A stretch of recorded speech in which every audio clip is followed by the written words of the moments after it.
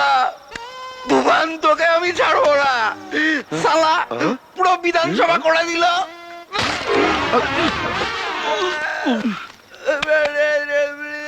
বকের মতো দাঁড়িয়ে দেখছেন কি? একজন এমএলএ কে অপদস্থ করাও একটা offence. Yes sir. Yes sir. সব তো দেখছেন, লোকটা যা খুশি তাই করে বেড়াচ্ছে। মনে হচ্ছে যেন আমরা জঙ্গলে বাস করছি, আইন কানুন বলে কিছু নেই। শুনুন, ওর এগেনস্টে একটা কেস সাজান, তারপর সাফ করে দিন। সাফ।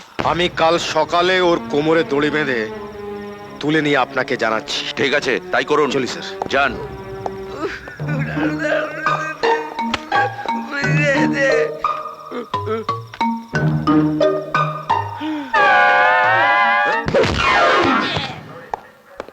ওই গাড়ি বের কর। Good morning.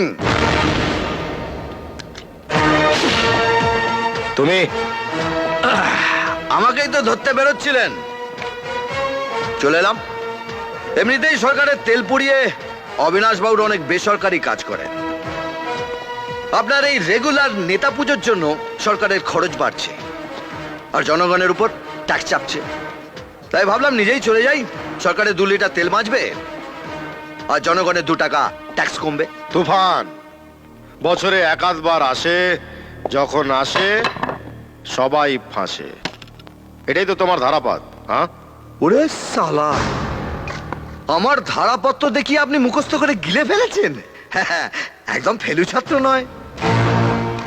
তোমার বোধহয় জানা নেই, এই ঝড়ঝাপটা আটকাবার জন্য গভর্নমেন্ট অনেক রকম আগাম ব্যবস্থা নিয়ে থাকে। সেটার মধ্যে একটা হলো পুলিশি ব্যবস্থা। যে কোনো জলকে আগা 5 তলা ঠেঙ্গিয়ে এলাকার বাইরে করতে পুলিশের বেশি সময় লাগে না। আফসোসটা সেখানেই ভাই। ঝড়ঝাপটা সামলাবার জন্য সরকার অনেক রকম আগাম ব্যবস্থা নিয়ে রেখেছে, কিন্তু উই পোকা মারার জন্য বেগন স্প্রেটা রাখে।